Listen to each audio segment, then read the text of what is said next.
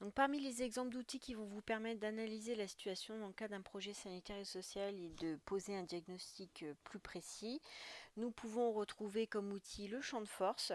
Donc, le champ de force va vous permettre de mieux évaluer ce qui favorise l'apparition ou la persistance d'un problème et de repérer ce qui pourrait être réduit ou éliminé.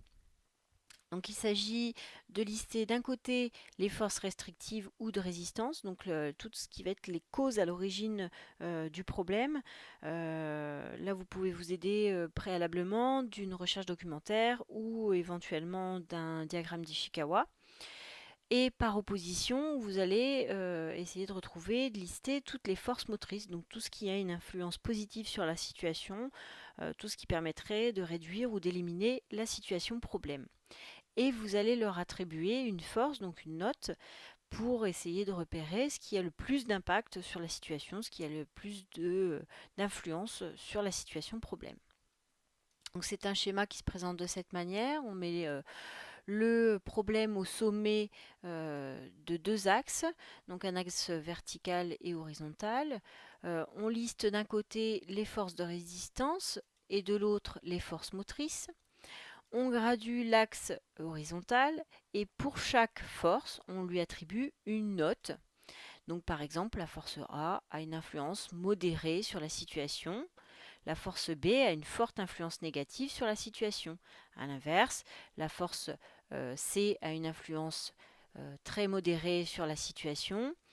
Et la force D a une influence positive forte sur la situation, mais pas autant que la force B. Voilà, et vous pouvez totaliser donc les différents points attribués à chaque force.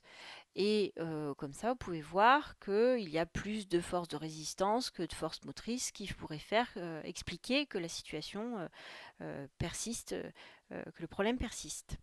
Donc ce schéma va vous permettre d'identifier les risques à mener votre projet, c'est-à-dire voir justement ce qui pourrait résister à la réalisation du projet, mais ça peut vous permettre aussi de prouver la nécessité de faire ce projet. Hein, si vous arrivez à démontrer qu'il y a des forces de résistance sur lesquelles il faut travailler.